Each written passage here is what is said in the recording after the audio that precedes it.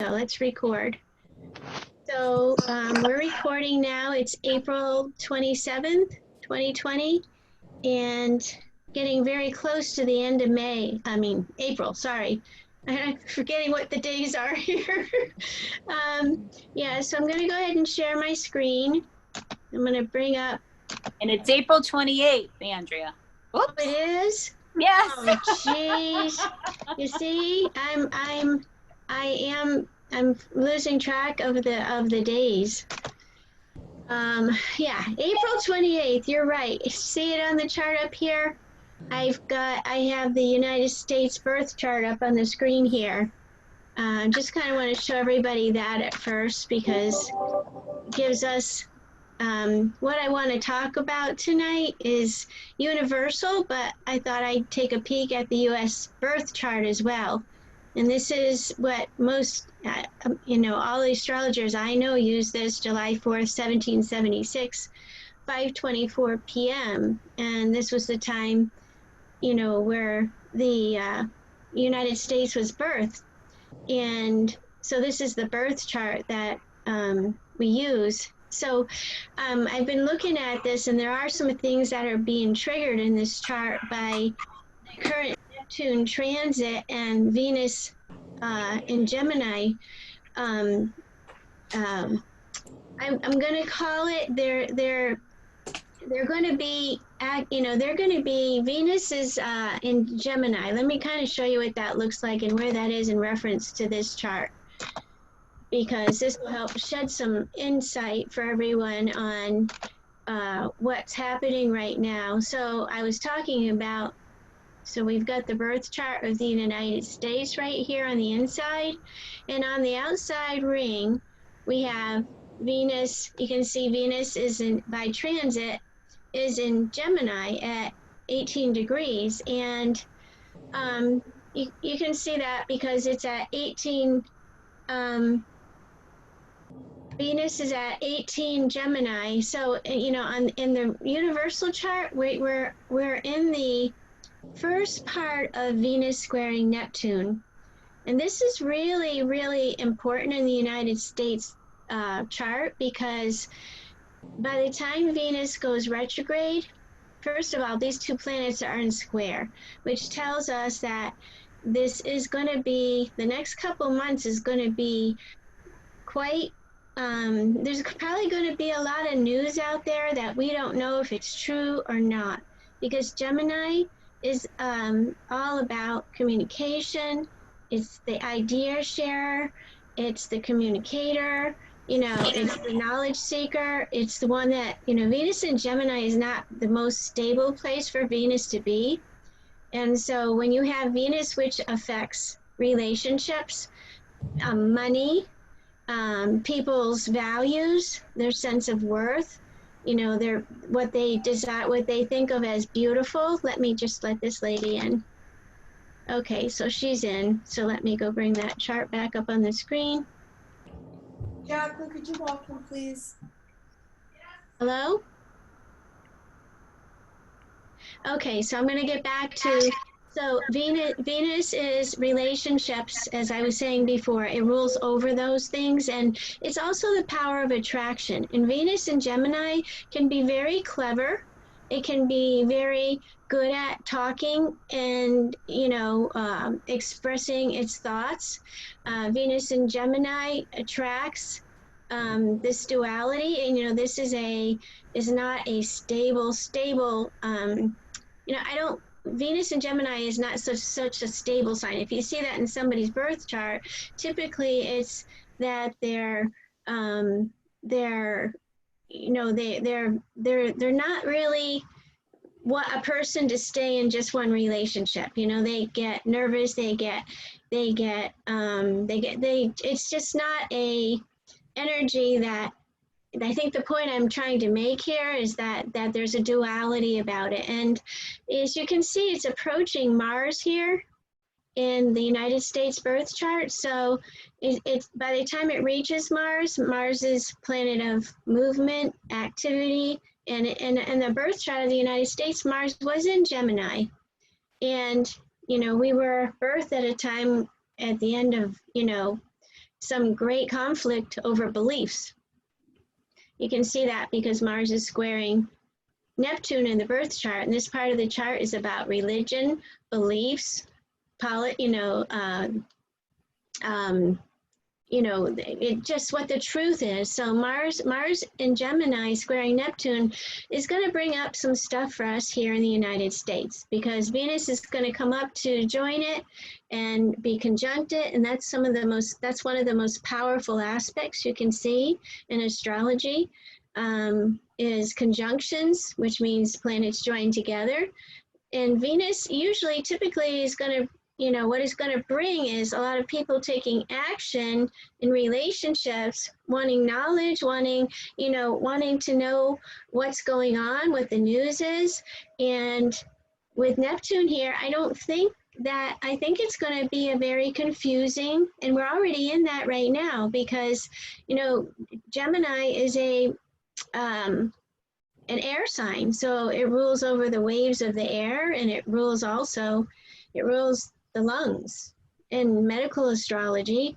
So I don't think that I think that there's so much confusing information out there because of what we have here happening.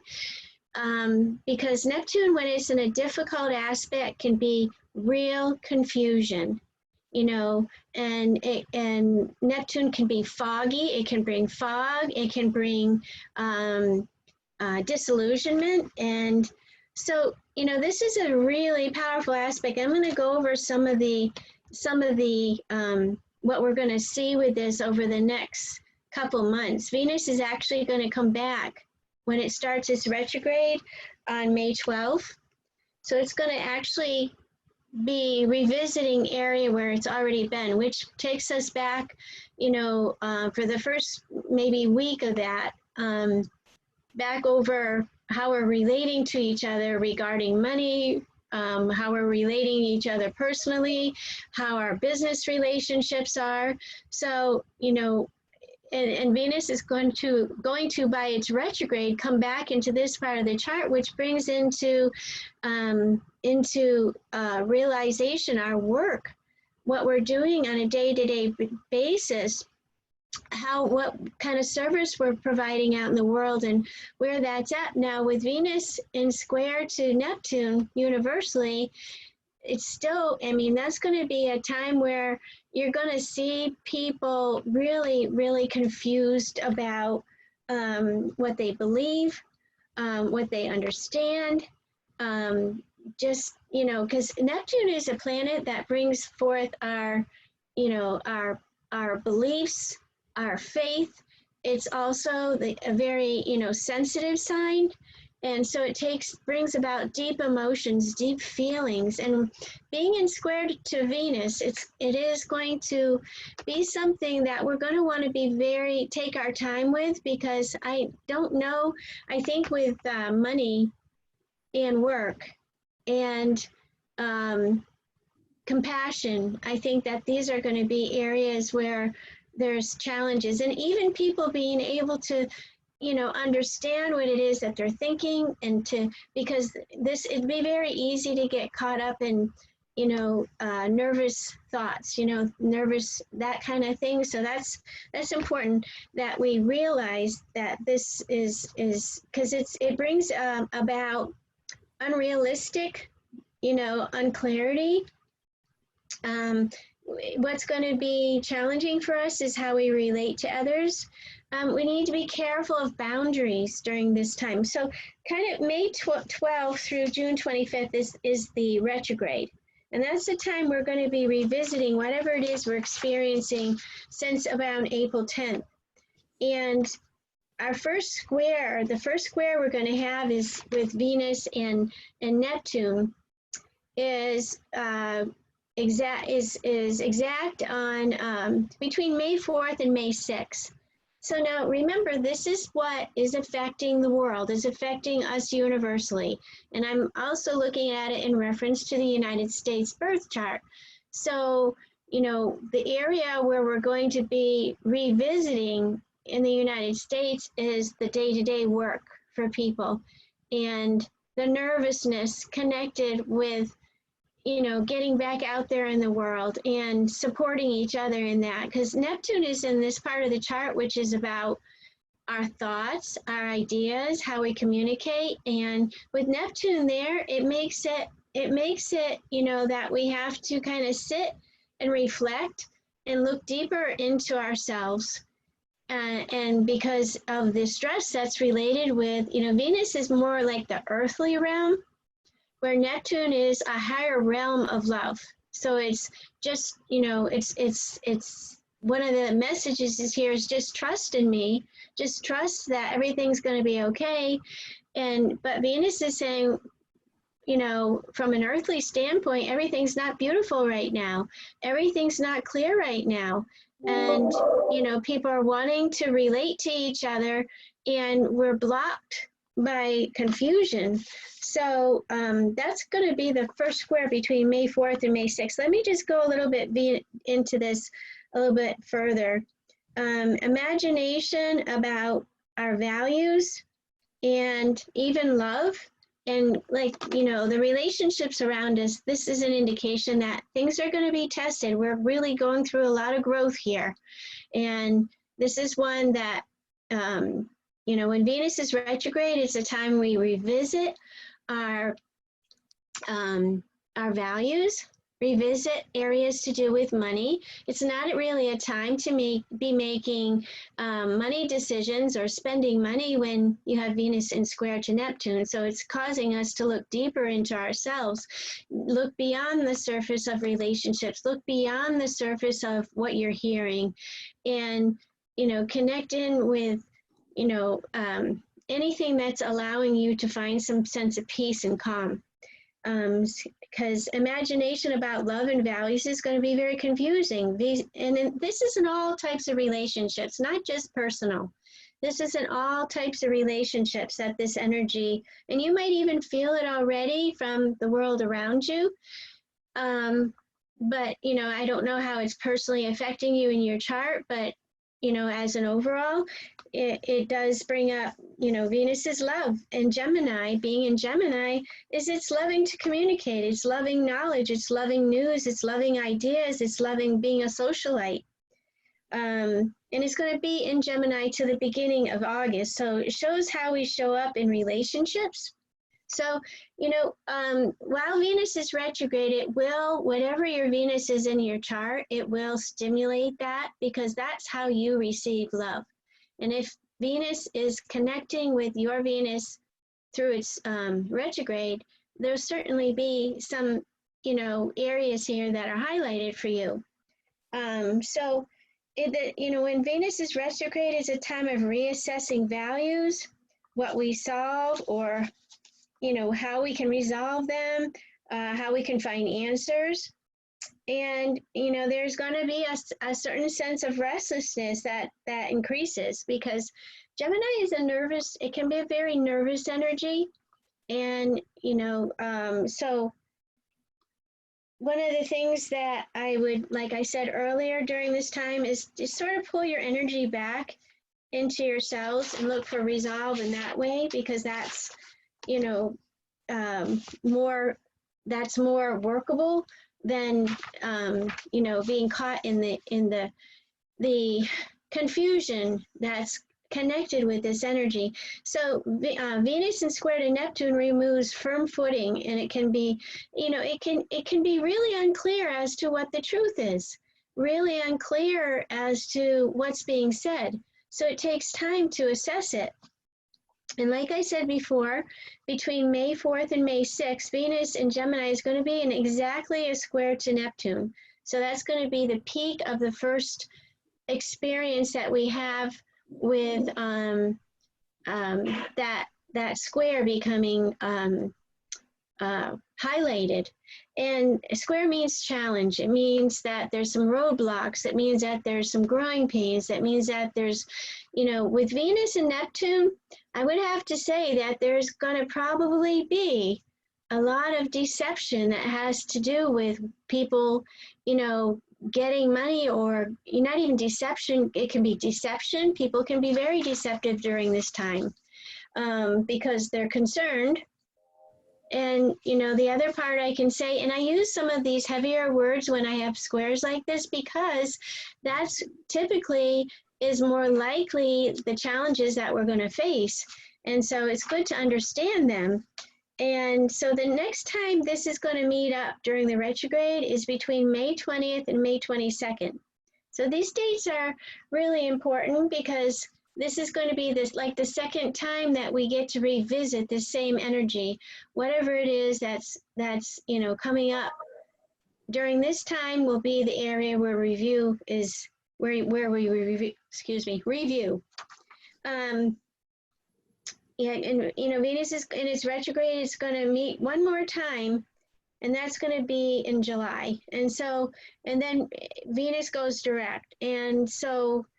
During May, beware of people trying to take advantage, because it is more than likely that people are going to be doing whatever it is for survival. You know, that's reality here. And but this is a time that we can take to recalibrate and reassess. This is using this energy in the most positive way. The feeling of what you know you need and how you relate, those will be things that will come up. And it's actually a good time to really get to know deeply, you know, your relationship with other people and your relationship with yourself. So it's a time, it's kind of when you have squares like this, it causes pause, it causes delay, causes slowdown. So this is a time of an internal reworking, and people may not want to move. They may not want to do anything because of, you know, not sure, not certain, because that energy does bring uncertainty. So May, June, July, what parts of your needs have been overridden? That's another thing that may come up. We have to get out of our minds, really important. And it could be a time of relationship reestablishment. And Venus retrograde, relationship values can be brought up. And, you know, you might even realize what's a match and what's not a match for you. And, you know, the other thing is it brings up our values. You know, how do we value ourselves? How do we value the relationships in our lives? And so it's kind of like, okay, I'm not clear on that right now. And that what the retrograde does is brings you more inner clarity. And that's the good thing about retrogrades. And it really does ask us to surrender. And we're each given our choices, how we react to that. And also we brought up who will be there for us and who will we be there for, and who will we be able to meet, who will we be able to consciously relate to. And one of the things to be aware of with this energy universally is that it can also make us, you know, that victim mentality comes up, and you know, just feeling like you're kind of lost. That can be part of it too. And now these are all deep feelings and the minds that are going to be very active, because Gemini rules the mind and the both sides of the mind. And, you know, and also Pisces is a dual sign, just like Gemini. So the challenge is for the mind to relate to the sensitivity, to the depth of emotion and suffering that's happening in the world. So it's a time, though, that we can use to realize what we have. And it can be a time to breathe, time to focus on what we want next, time to re-examine what we believe, and to allow our expectations to be released. And as I said before, there's going to be 3 times that we're connecting with this same energy.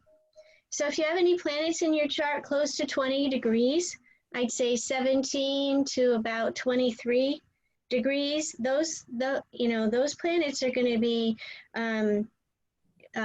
triggered. So whatever that energy is for you in reference to your chart and your life is going to be triggered. And during the time of the retrograde, we're going to be shifting what we value and what we think about.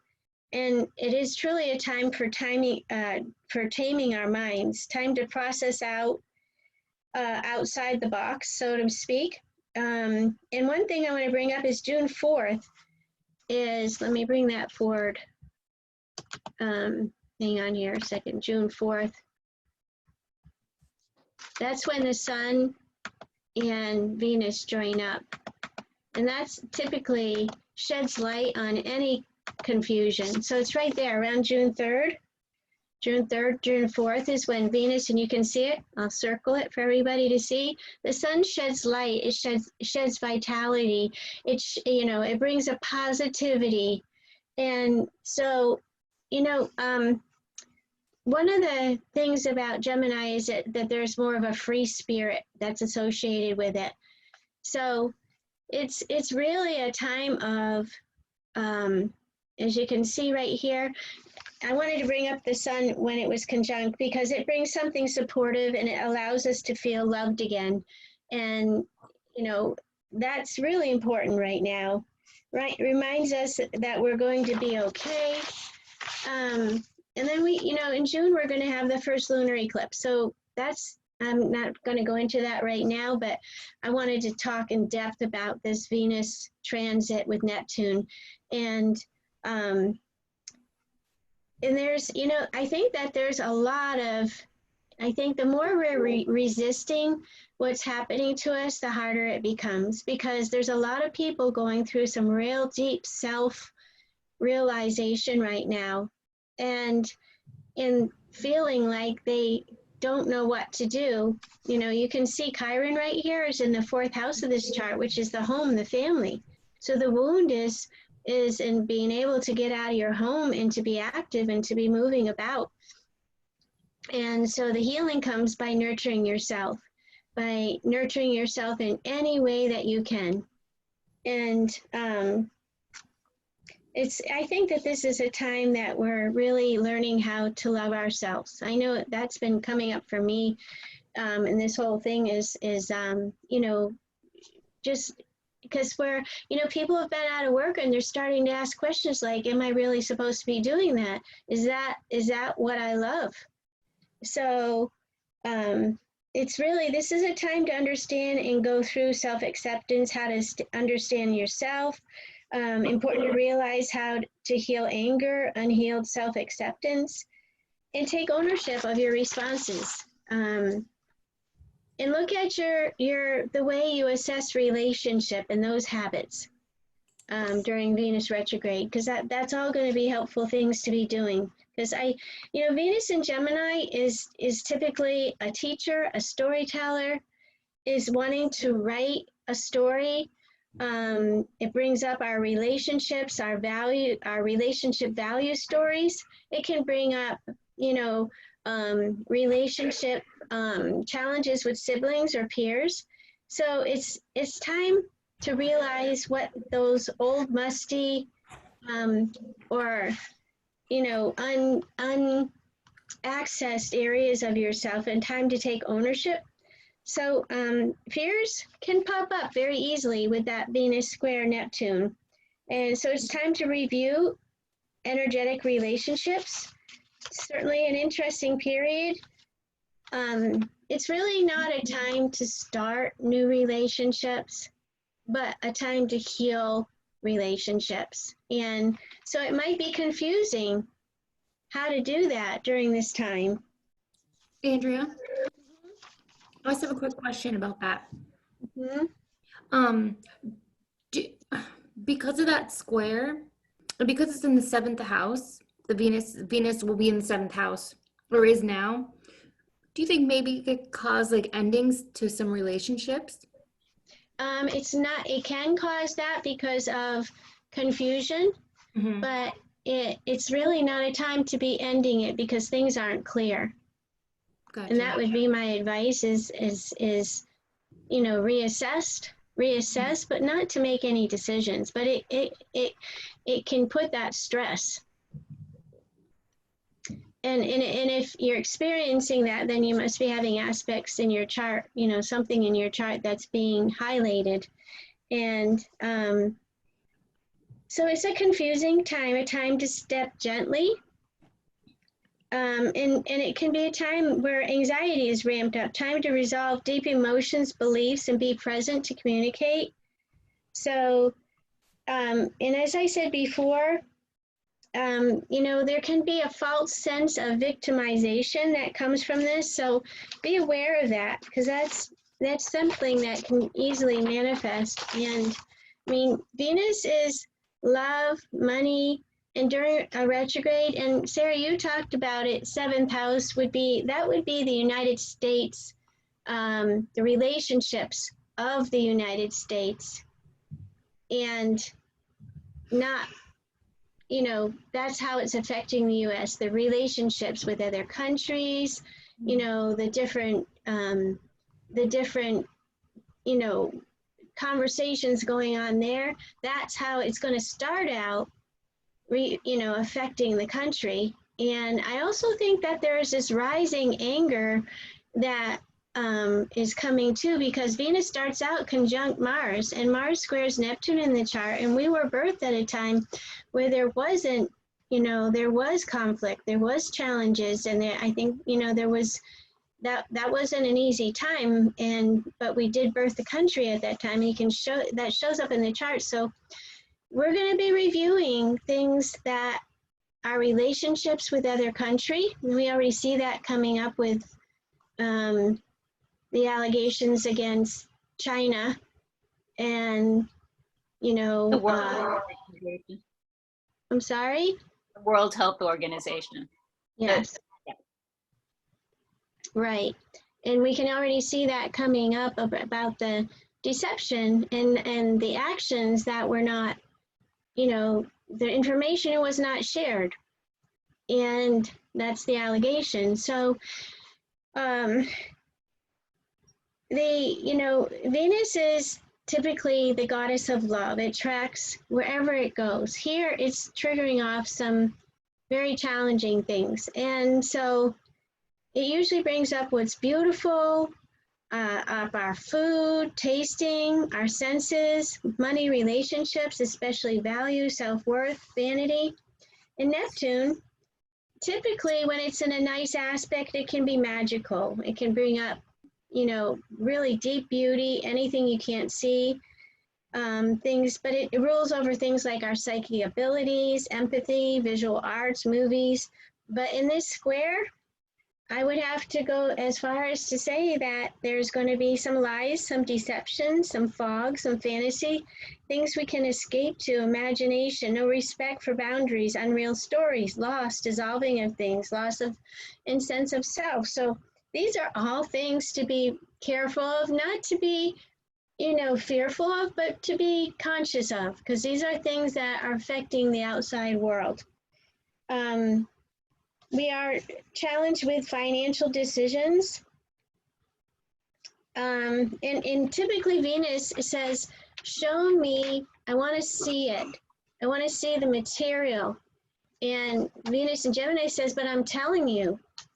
But Venus, you know, so Venus typically likes to see the form, you know, but in Gemini, it's not so, you know, it's like, just like I said, it's I'm telling you what that means, you know, I'm telling you this is what it is. But it may not be what is being said, because there's confusion associated with it. But it's Andrea? Hello? Elaine, I have a question. Sure. So the north node of the moon, which I know moves backwards generally, is that going to become anywhere conjunct Venus and Gemini over the next couple of months? No, not that fast. Okay. Venus and Gemini, once it around the end of, I think it'd be the end of July going into August, that will see their Venus when it's direct by July 20th, it's climbing toward the north node. So it won't be until later. You can see it will happen. It will happen. I'm going to show you when it does. Know what that means. Like what is the meaning of that in the external chart when the north node conjuncts Venus? Well, the North Node is the future. It's the direction we're all meant to stay focused on. And it also, you know, it typically takes us toward fulfillment. And it's the, you know, like I said, the direction we're meant to go, the direction, it's not usually typically a comfortable direction. But with Venus next to it, it's going to be a lot of collaboration, a lot of gathering information, and, you know, considering this, considering that, because so it will. Venus brings love to a new direction. It brings value to a new direction. It brings value to new knowledge. It brings value to our minds. Value, all of that would be associated with the North Node. So Venus there is actually, you know, that's very helpful. It's very, very helpful. That's not to get personal, but that's literally smack dab on my natal North Node. My natal North Node is 28 degrees and 16 Gemini. So you're in a nodal return. So, you know, it's important for you. It's important. So there's a lot of self-knowledge that you're, you know, I think self-knowledge is going to be really important for you as far as a direction. So, but for the United States here, it's, you know, it's really encouraging us to communicate, to relate, to, you know, Gemini doesn't like to be grounded too much. It likes to just gather information. So that's the main purpose of this, is to have the love of the direction, the love of the of finding fulfillment, and the love of knowledge. So that's going to be present. So I'm going to come back to, I hope I answered your question, Elaine. Yes, and it's trining, and is it trining the moon? It's trining the moon, right? It's trining, well, it's past a trine with the moon. Just a but little. Venus is, yeah, the birth moon. The Yeah. birth moon of the United States, which is in the area. The birth moon of the United States is in Aquarius, which is the sign of the collective, but it's also in the second house of the chart, so it's to do with money. So there's going to be some good information, some good advances as a whole for people. You know, the moon is typically in a chart like this is the public.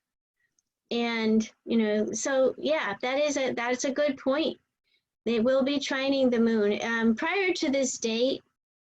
It'll be prior to this date. And then the North Node is already in applying, because it typically does move most of the time retrograde. So it will be coming back to trine the birth moon. So that's a good point. That is, and that has to do with, you know, money as a whole, you know, people's values, their you know, the changes that they're going through. So eighth house stuff, you know. So yeah, so I'm going to come back here and talk more about what's happening right now. Neptune is actually in opposition to Neptune in the birth chart of the US. So that is a, you know, the challenge there with oppositions is, well, you know, it can be a time that we really connect with each other, because we understand and we want clarity, and we want to, you know, we want to know what the truth is. But with the opposition, we can only relate to what we receive, and we can only send, you know, others can only relate to what they receive. And so this is a lot about truth. This is an opposition. So we, you know, we in the United States are not real clear on what the truth is right now with money and with communication, relationships, relationships with other countries. So this is setting off some things for us. And also Mars, Neptune, see how it's 20 degrees and Mars is at 21 in Gemini. That's a pretty strong square also. So that tells me that you know, there's more, you know, I think people are starting to feel angry, are starting to really feel angry and frustrated beyond what they can understand. And so that's another area to be careful. You know, this is going to be with us for quite some time, because when Neptune goes retrograde in June, it's going to take us back over this. So, you know, we've got to look at all the positive we can find, and, you know, what does it mean to, with Venus retrograde, what is the best thing to be doing? Certainly revisiting anything to do with money, anything to do with values, the things we value, the beautiful things we have, recognize them, appreciate them. Because Neptune actually rules what is felt. And so, as I talked about before, Venus and Gemini, Venus itself is the lower earthly form of love. And so it says, if I can't see it, I can't believe it. So again, like I said before, in Gemini, it operates in more of a detached way. And Neptune, higher vibration, which rules, also can be unconditional trust. It wants us to trust and believe, even what you can't see. What's to some might be invisible or not, you know, constant. So, you know, questions are going to come up as far as what we believe in, what's truly happening. And it's important for us to pause and to really reflect on what we don't see. And, you know, I would also say to everyone out there, make sure that, you know, you're the best you can is that your financial information is protected with all this going on. Just as keep it, you know, do what you can about what you can. This can also bring us clarity and resolve, or confusing and not clear, foggy. So it's not the best time, like I said before, to start relationships, but to go deeper into relationships, to communicate, to, you know, share ideas, share, you know, the both sides of what we feel, and just kind of go with that. It's not, so it can be a time when you don't really see other people clearly. And so Venus and Gemini, as I said before, it's not a stable transit. It can also be that we experience false promises, time of confusion with our faith and our spirituality. And, you know, if you don't understand something someone says, just ask or pause and, you know, reflect on what you know, reflect, or, you know, talk about it, or just sit with it. But certainly pause, because I don't think a lot of people are going to be able to, during this time, see the reality of situations. And especially, I mean, we've got Neptune transiting the third house of this chart, which is, you know, it affects neighbors, it affects siblings, it affects the way we think, it affects, so we're going through a time where we're having to go deeper to see things clearer. I'm going to bring up just the regular chart of that we're looking at right now. And I have it in Mount Dora, Florida, because that's where I am. So here's where we're at right now. The sun just passed Uranus.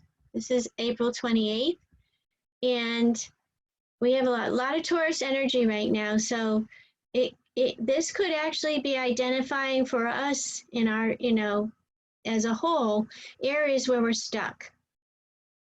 And the things that we think about, which we consider to be valuable. And I said last week that with the new moon on April 22nd, it would be kind of a, we would get like a review, whatever it is we were experiencing with that new moon would be something that, you know, would come up a lot stronger next year. Because at that time, Saturn is going to be squaring Uranus. That's going to be a pretty strong square once Saturn is direct and Uranus when they form their second square. We just had a light square of that with this new moon. So whatever it is, I mean, we're moving in a direction where things that are stuck, or that it's time to accept that it's time that we're living in changing times. That's definitely on Earth, and everything that we value, or we thought we valued, is sort of under the lens right now. One thing that you can see, the strong square I talked about between Venus and Neptune, and it's definitely affecting, how we are, our sense of, I mean, and we've got the moon in trine to Neptune too, so in Cancer. So that's some really nurturing, comforting energy that's coming through to us, that's heading toward us this evening. There's a gentleness to that, but the Neptune the Venus squaring Neptune, which you see right here, this is to do with, taxes, banks, lending institutions. I think anywhere that involves the, money, where there's money, as that's not our money. It's typically banks, mortgage companies, lending institutions, insurance companies. There's a lot of stress right there. And this can also be loans.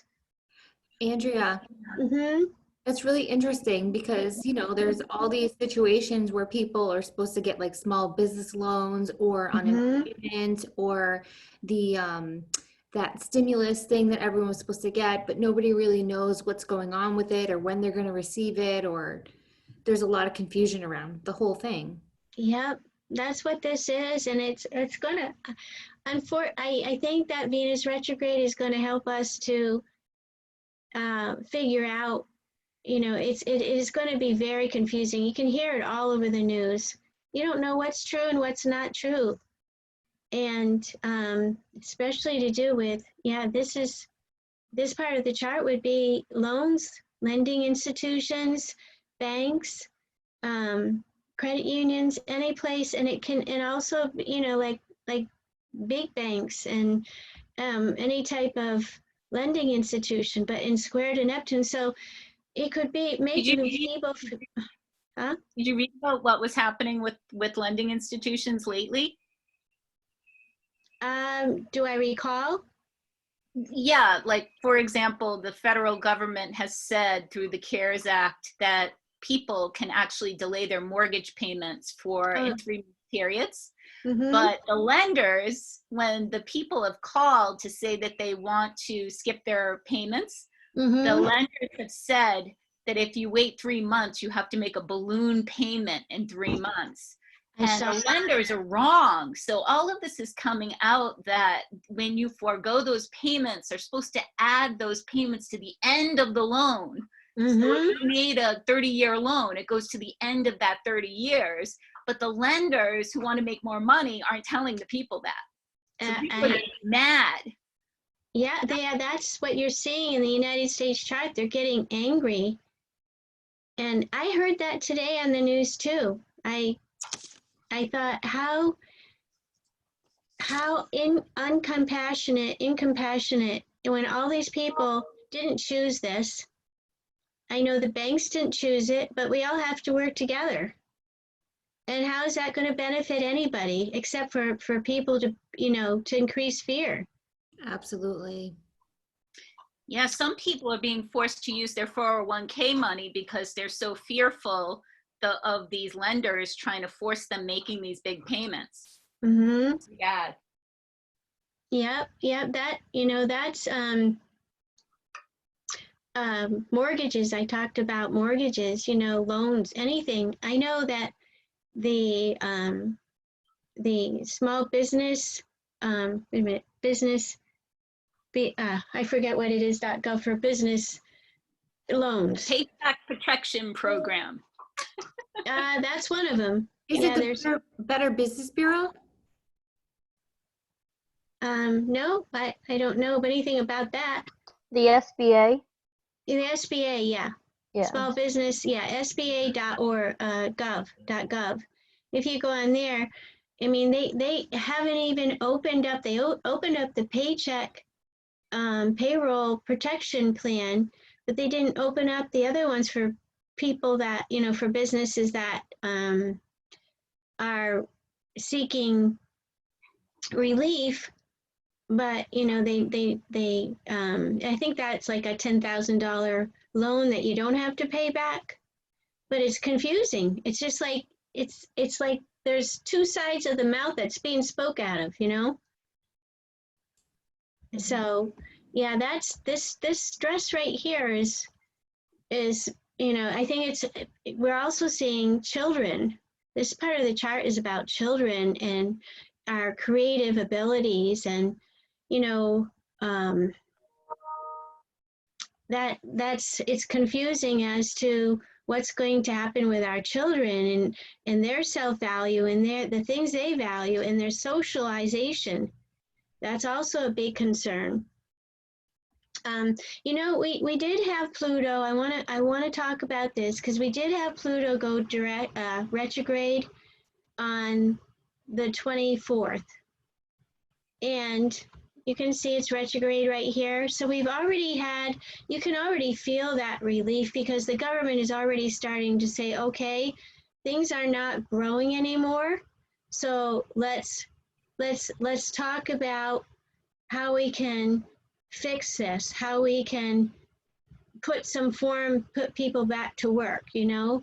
So that was when, I don't know, a month ago, I was talking about when people ask me when you're gonna get relief.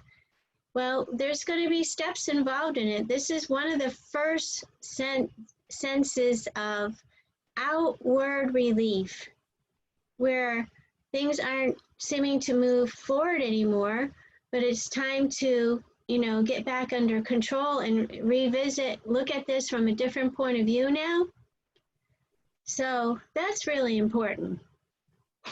We do have a full moon coming up, which is next Thursday. And that's a pretty powerful full moon in Scorpio. A lot of emotion attached to it. And the good thing that we see is that the moon is trining Neptune. So that is going to bring us some emotional relief, that, you know, some emotion, some clarity around our day-to-day work. But I'll tell you, with this full moon is actually in square to Mars. So these are fixed squares, which means that there's a hard time for everybody to accept and to, you know, be able to let go of some of their underlying feelings and emotions around their security. And, you know, quite frankly, with a square to Mars, that could be some energy that, you know, people really rebelling about what's happening, because people are getting angry as a whole. You know, they're getting angry and they're frustrated. And I want to make sure that I point out the positive things in this chart, because we do have, you know, Venus trining Mars, which is going to stay with us until that Venus goes retrograde. And so that's actually giving us, you know, relief as far as communication goes, in that we're able to communicate in different ways. We're able to share in different ways. We're able to, you know, gain ideas of how this works. So really important to recognize that also, that is working for us.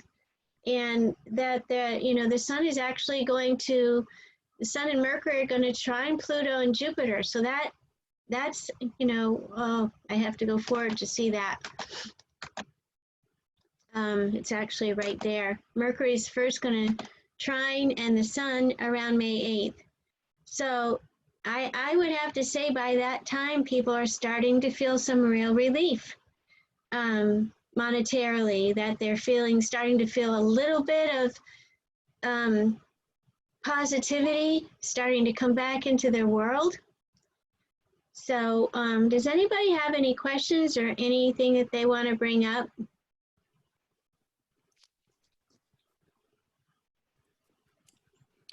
Andrea, that the eclipse, or was it on the 7th of May? No, that's May 7th is the full moon. The full moon, I'm sorry. Yeah, yeah. So that moon is in Scorpio. Scorpio in the 6th house. And this is of Florida in general, or how would that be applicable to, like, you know?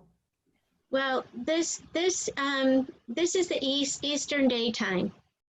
So I'm not on a different time zone than you are. So this is applicable. It's pretty, you know, even though we've got different areas we're in, the timing will be a little bit different. But here, that is exactly when the full moon is. So actually the 6th, the 5th, the 4th, the 5th, the 6th is going to be some really intense energy.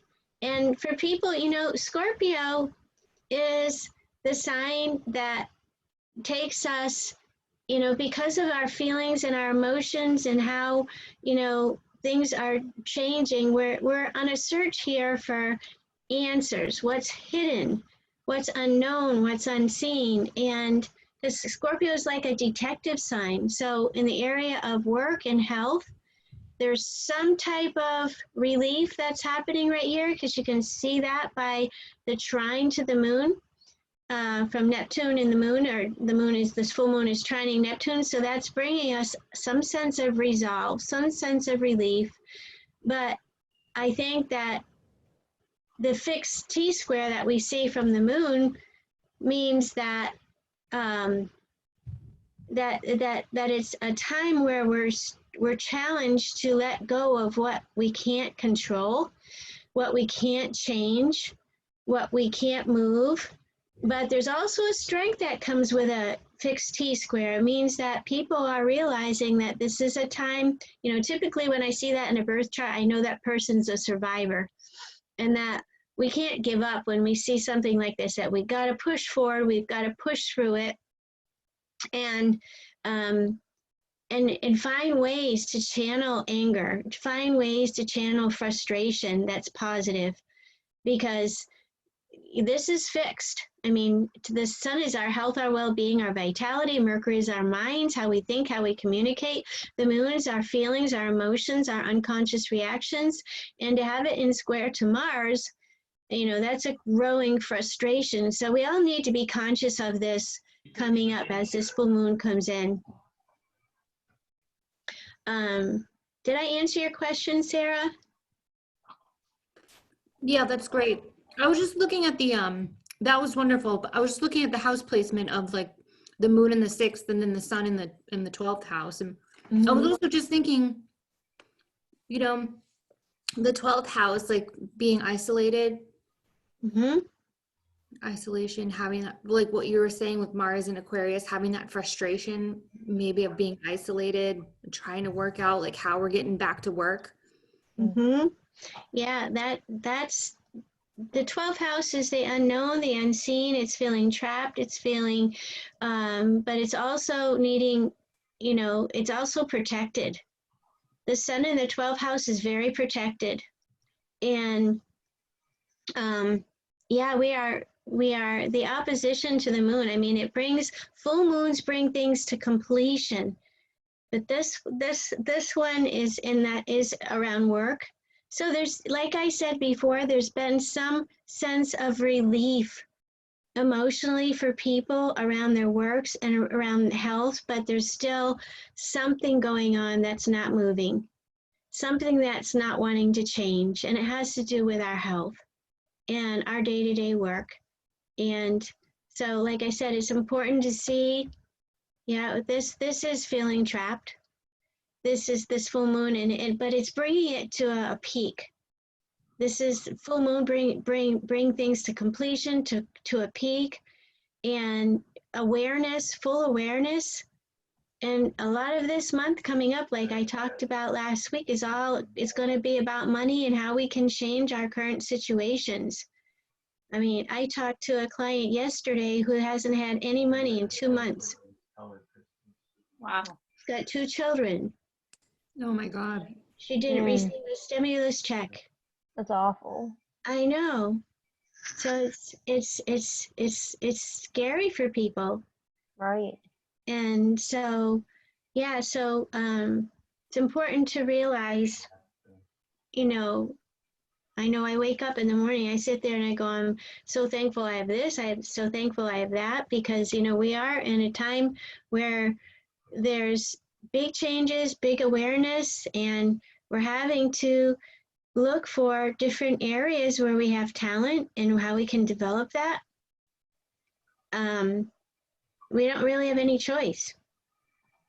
Yeah, I see that 6T square and I see, almost like resistance. People are stuck in their ways and they're not really willing to change. Mm-hmm. Yeah. Yeah, and it's sometimes on the surface we think that we're adapting, but then deep down inside there's parts of us that are saying, no, wait. Right. Yeah, and so, and especially if we have any of those fixed signs in our chart. Mm-hmm. So, and if these, this full moon is triggering off anything in your chart, then that's, going to be an area that there's a lot of emotion for you. Yeah. And, Scorpio is a sign of death also, and resurrection, identifies where problems are. It's because it's ruled by Mars and Pluto. So it brings up that alchemical process of transformation. Mm-hmm. So something is wanting to change here, but there's a lot of stress on the change. Yeah. Yeah. I can see that. Yeah. Does anybody else have any questions? Andrea, could I ask a question on behalf of Lori, who I know is new to astrology? Mm-hmm. So I've looked at Lori's chart, and Lori is a Gemini rising. So all of her Venus activity is in her first house. So it's between her ascendant is what degree? Her ascendant is, let's see, she's December 1st, 1963, 6 p.m. And her ascendant is 6 degrees. Okay, so the retrograde is going to go back to 5 degrees, so it's going to cross over her ascendant right near the end of the retrograde. Into her 12th. Yeah, yeah. So it's going to be a lot of personal review. It's going to be a lot of how she relates to herself, and what she's thinking about from a personal standpoint. And so those are going to be areas of review. And I don't know if it's connecting, I mean, with anything else in her chart. So I couldn't speak to that, but I can only speak to that, the first house is all about you personally, your appearance, your self-awareness, your self-love. And so anything that she can do to do research on her own self-value and her own self-worth is going to be helpful. That's great. Thank you. You're welcome. You're welcome. Yeah, so I mean, I can actually talk about where the moon is every day so we have a good idea of what that looks like. Right now, April 28th, it's in Cancer, so there's a lot of emotion and feelings that are coming up around our security and how we're going to care for ourselves and our families. And, one interesting thing is that moon, by tomorrow it's going to be opposite Pluto. So that's kind of like a tug of war emotionally. It's like, there's going to be some realities or awareness of around security that comes up tomorrow. And one of the big things that a lot of astrologers are talking about is the North Node when it changes into Gemini, it's going to be very significant because we've been on a cardinal axis, meaning that, you know, Capricorn means structures, things from the past, our careers that we've had in the past, and our security. We're all reaching to really find a sense of security. We've been, but this is about to shift. And I'm going to actually identify that. You can watch it right here where my mouse is.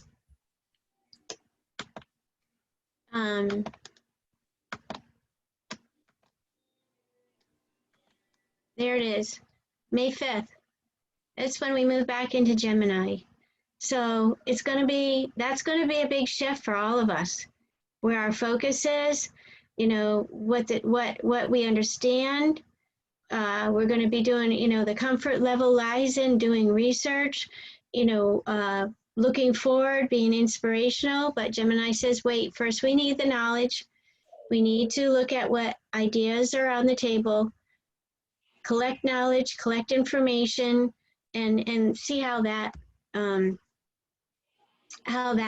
is playing out in your life. So I wanted to say to your friend Elaine, if she wants to take a look at that with her chart, is she out of work or is she working?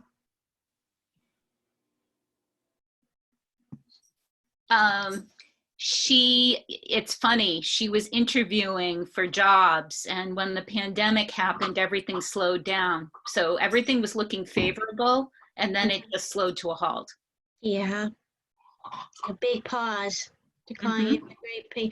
I was going to say, if I could offer any, you know, personal, I've offered this out to people who are not working or are unemployed right now, that if they need some guidance from a personal standpoint, I offer 50% off on an hour reading. So if she'd be interested, or if she wants to have some personal insight, I'd be happy to help her. Great. I'll let her know that. Yeah, okay. And thank you. So where was I at here? Talking about where the North Node and the direction. So it's certainly going to stimulate us all to be busy and to be wanting to know, you know, this is May 5th. That's a really nice energy. There's like some really good ideas, really good communication going on at that time, because we see this grand trine and air forming between Mars. And so there's lots of talk, and it's valuable talk. So let's come back here and go through the moons just for the next week until we get to next week, just so you know where the influence is. April 30th, Thursday, moon is going to be in Leo. And you know, Leo is all about having fun, recognition, and when it's stressed, it can be short-tempered. You know, it can be explosive, because Leo is a sign that, you know, is a fire sign. So it wants to lead, it wants to be expressive. And right here, there's some, you know, difficulty. This is the first square from the new moon in Taurus to this moon. So we're going to have that coming up on the weekend.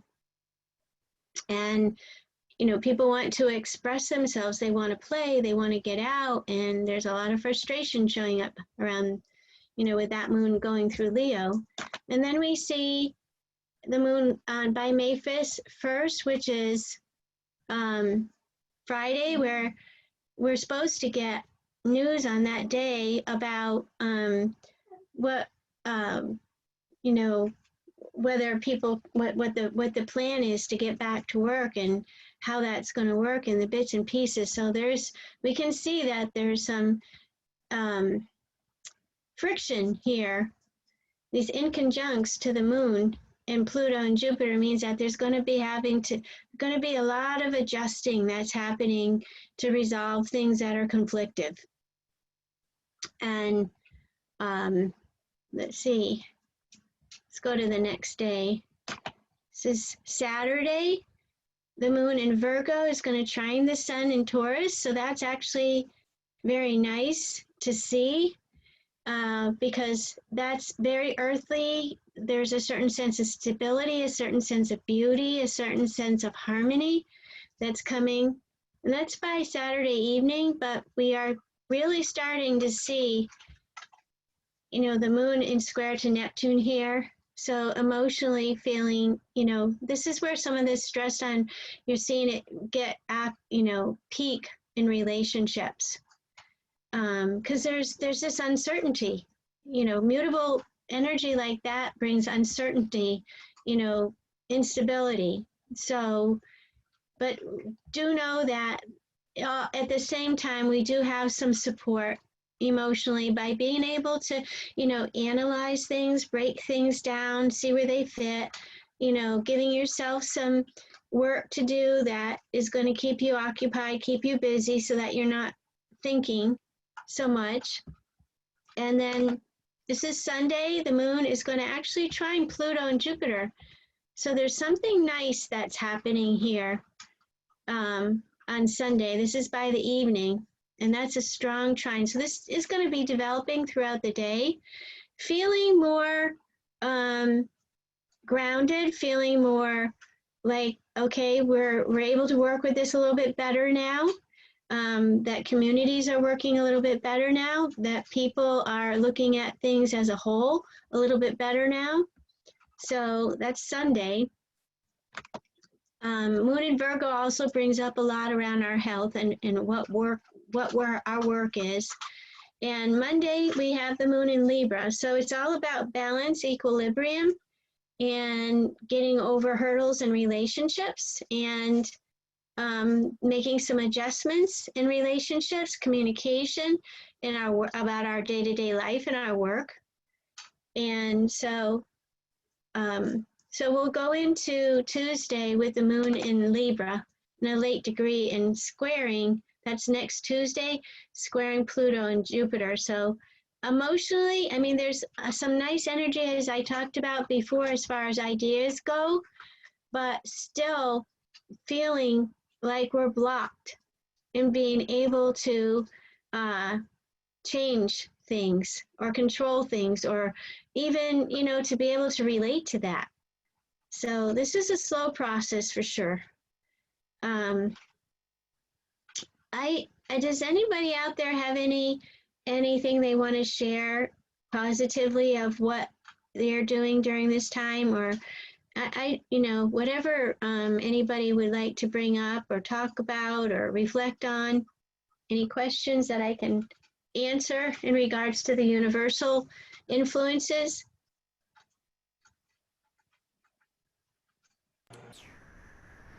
Andrea, if I could just comment on that. I've been trying to personally, in order to keep myself sane and, you know, stay active, I've been doing some yoga at home, trying to just, you know, not just take care of myself physically, but also emotionally at the same time. It's a difficult, you know, being away and separate from everyone, but you know, also this Tuesday nights coming here and meeting with everyone, not only is it interesting just because it's astrology, but also, you know, like these are the only opportunities that we have to have like some sense of community. Yes. So yes. That's a big deal. It's something to look forward to for sure. You know, I spend most of Tuesday doing as much research to provide as much information as I can. And I hope it's helping, because I don't know what I'd do without astrology to understand, even though it doesn't make it easier as far as, I mean, it brings understanding, and understanding is really important. It brings knowledge that we didn't have.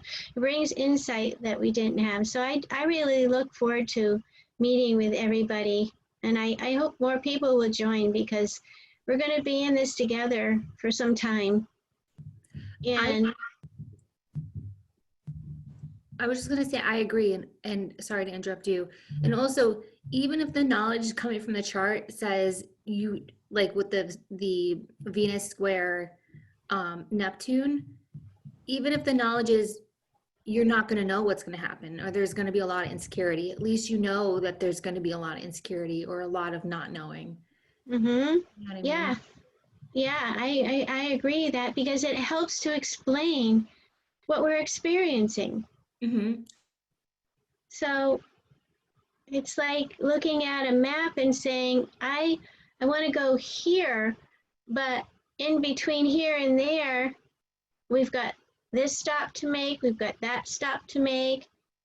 What can help us to get from here to there if there's a roadblock, you know? So we're having that as far as our security, our money, and we don't, I think the most part of this is being able to quiet our minds in order to, you know, stay out of negative thinking and to do whatever we can to, whether it's prayer, meditation, journey work, walking outside, exercise. It's really important. My daughter comes over a couple times and we go walking outside. Luckily, we've got warm weather here. I don't know what it's like up north right now. It's nice. It's been cold. It's actually like, I think it maybe reached 50 today, Oh, so it's getting a little warmer. but it's still kind of, it's been rainy the past couple days. So it's actually been really kind of difficult because not only are we trapped inside, but we also have to face the fact that it's gloomy outside. So it makes it 10 times harder. You know, the sunshine isn't always bright. So I think that's what makes it a little bit more challenging about being in this area. Yeah, yeah. Do you go out, Sarah, to walk or anything? I did actually right before I jumped on here. Went out for a walk. Yeah, that helps a lot. I know I feel the same way. And like, you know, if you can, when and you can get out and walk, it's really helpful because the sun, even just getting out in the air, because we're human beings. We're not meant to be separated like this. We're not meant to be not being able to be affectionate. You know, that's Venus, and Venus is affection, love, you know, just everything that is about the earth. But in Gemini, it takes all that value to, you know, communication, and we're not able to communicate clearly. It's just a lot of fog around that, and money. You know that you just pointed at Chiron and Aries, and I don't know, I just thought of something. There's been I don't know about in Florida, but around here, all the shelters are sold out of animals. And you know the fifth house is also on little small animals. Sixth house. Sixth house. Oh, I thought it was a fifth house. So Yeah, that's okay. That's okay. But you know, they're also like children. This is the child within, right? So people are finding ways to heal themselves by you know, playing you know, anything that brings love to them or makes them feel better, and they are saving a life also. So it's also about children, you know, and pets are like children. Absolutely. Yeah, so, and you can see that these aspects right here, these are what we call quintiles. That means that there is a talent developing for us to heal our hearts, to heal our self-expression, to be creative, to look for other ways to be creative, to express our hearts. And so there's a lot of self-healing of the heart that's going on with this being in the fifth. Well, at this time, you know, I'm looking at it at night, and you can see the sun is below the horizon right here. And by the way, I want to bring up that means that the sun has gone down. But I wanted to bring up to everybody who's on here that I am going to be starting astrology classes, which I've been working on making them simpler for, you know, and not so detailed. Even though it does give you, you know, I'm going to be teaching that on May 7th starting, and it'll be from 6 to 8. If anybody has like would like to register for that, it's, you know, it's going to be a lot, like half the price I normally would charge for classes. So if anybody's interested, I'd love to have you join in. It'll be on Zoom. So it's a time that, you know, we can all start learning. You know, Gemini is the education sign.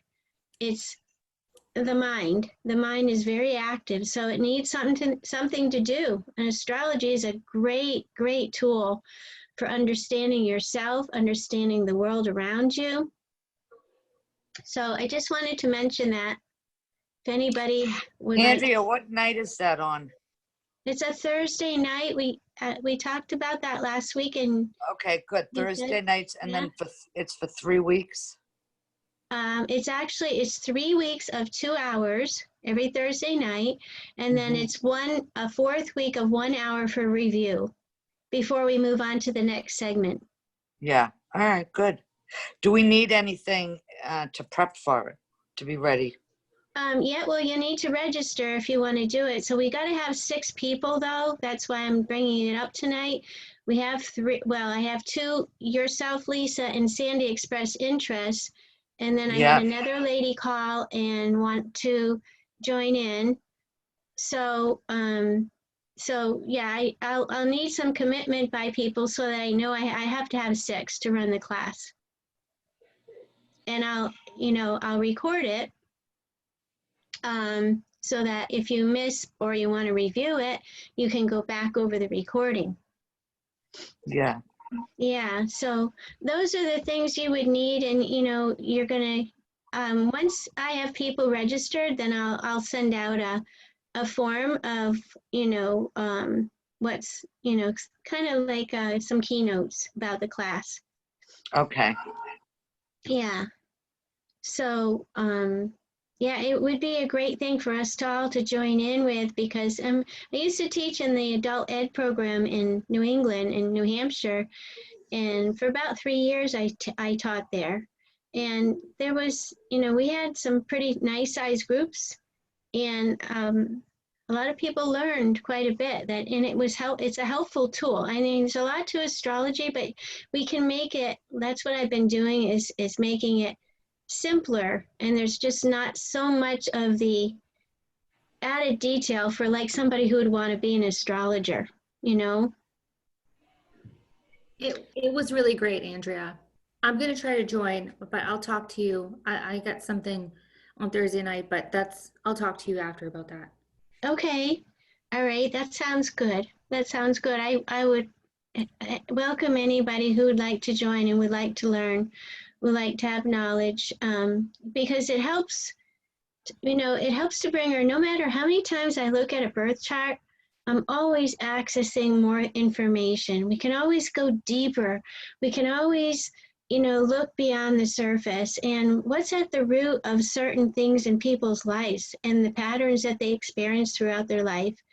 It brings an understanding that you didn't have without astrology. So it's such an incredible tool. I've been doing this since my daughter was born, studying astrology, which was 1998.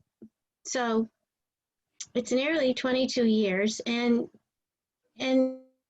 no matter how many times I look at somebody's chart, my own chart, my whoever it is I'm working with, there's always more information to be gleaned. And so I know Lisa has a story about something that she shared with me a couple weeks ago about an experience she had with having a reading. Do you want to share, Lisa? Oh, that's when, yeah, this was in 2011. I think I started seeing you around 2007.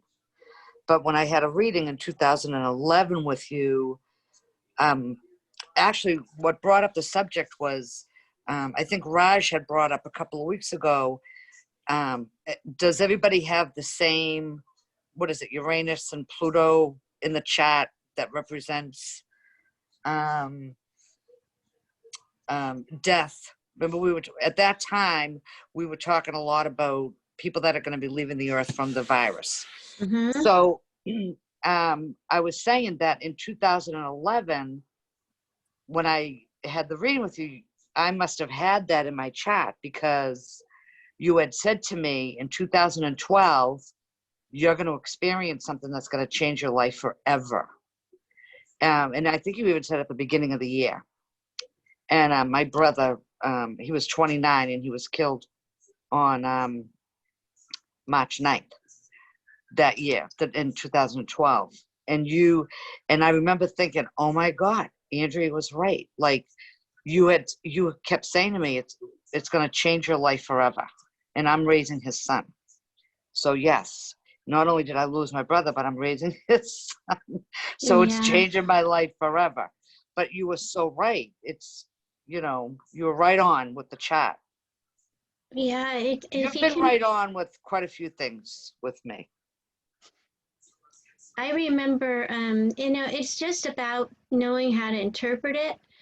And so that, I knowing that is actually, I would say, no, having that information ahead of time, I think it doesn't make it as shocking when it actually. Well, yes and no. Mhm. It was very shocking. Yeah. But, afterwards I look back and I said, oh my God. And it's funny because the day he was murdered, I cut my finger. And my husband took me to the hospital because I split it open, my thumb. And this was the exact day. And I kept saying to the doctor, my life's pattern has changed. And he said to my husband, is she always like this? And I was saying, I still have a scar. I have a scar that goes right across the pad of my thumb. And I was like, oh my God, my life pattern has changed. And really, I didn't realize how much until a few hours later. But Right. yeah, it's just, I guess it maybe prepares you, or you say, wow, when you look back. Yeah, well, yeah. I know challenging times like that, it takes time to process it. I know for me, I've been in a Pluto transit myself. So, and it's not going to be over till next year. And I don't like to deliver information like that to people. I would rather tell them, I tell the good news as much as I see it there. But challenging times, like if you knew that you had some challenging energy showing up in your chart, especially with Mars, and wherever that is, that you're going to be extra careful. You're not going to go speeding forward in that area because you have, insight into that. So, Yeah. I know I just came past a Mars square Mars, and it's played out, and I've not given it any energy, because that it would, I think the challenge is to not act, not move, not take any just kind of sit with it, because that's what squares, typically we talk about them, that squares are like a divine intervention, saying take your time, don't push, this is not a time to push. You might get hurt if you push, you might, the influence is there. So that, that's doing a reading. But with your birth chart, just first understanding your makeup and the roots of where things stem from. I mean, this time is making us all look at ourselves, really look at ourselves. And one of the things I think I would also tell everyone with this Venus in square to Neptune is that you want to, just take your time around anything that has to do with your money or relationships, and making any quick decisions based on, just not being clear. But also, there was something I was going to say, and I lost it. I forgot what the had some intuition that came with that aspect, because, you know, one of the things that happens with astrology is your intuition is going to, and when you study it, your intuition is going to get stronger, because you're tapping into energy that, you know, if you get any visions while you're really studying, or particular, like say, for instance, Pluto, where's Pluto in my birth chart? What does that mean? You know, so we're going to be doing that in class. We're going to be looking at the meaning, the vibration of all the planets that we attend. You know, we talk about the sun and the moon, they're luminaries, but because they're two of the brightest lights that, but, you know, the moon has no light of its own. But in astrology, we just refer to them as planets, even though they're luminaries, because there's 10 planets we're going to look at. And what do they mean? Where are they located? What does that mean? What is the vibration of, you know, these planets? How does that look? Eventually we'll get to it if you stick with it in your chart, because the goal is to be able to interpret your chart and someone else's chart. So does anybody have anything they want to add or any questions before we wind up?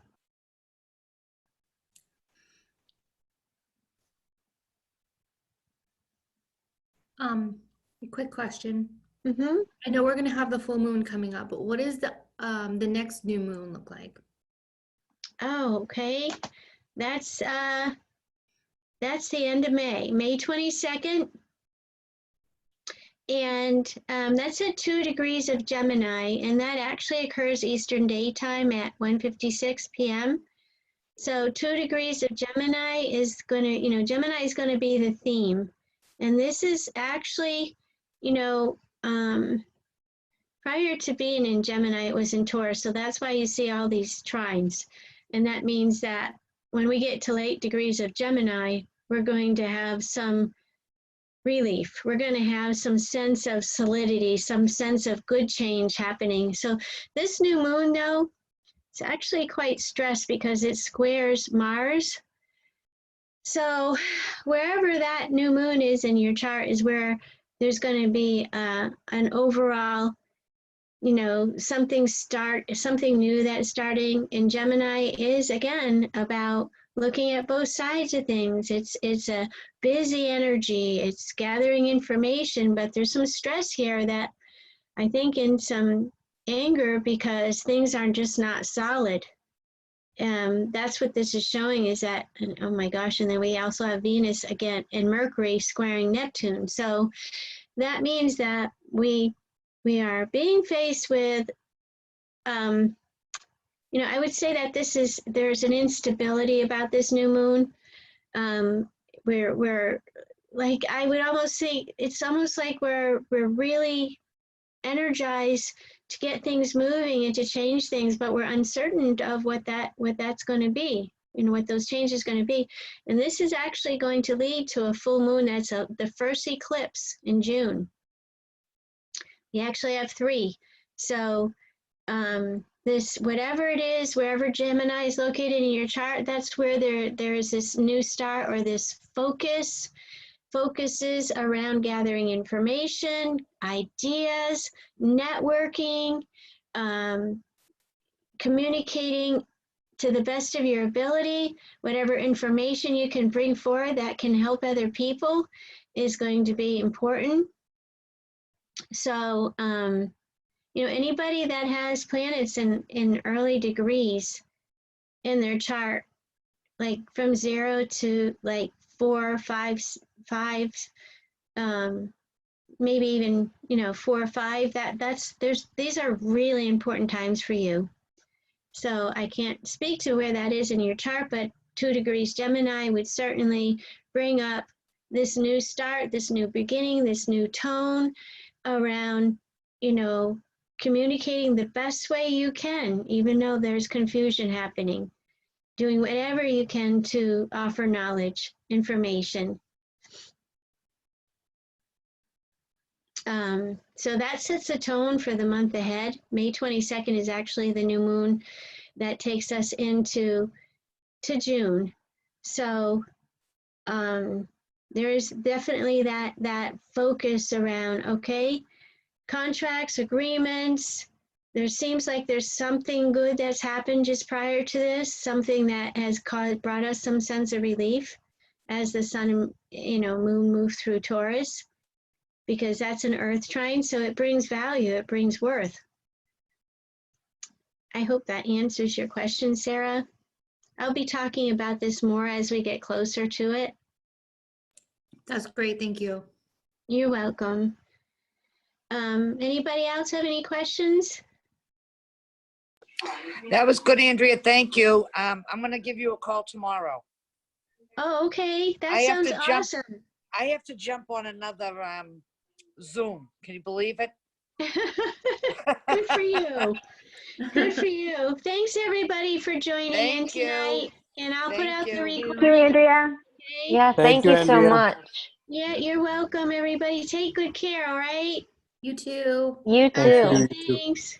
Thank Okay. you. All All right, right. bye, Elaine. Bye-bye. Take care. Bye. Okay.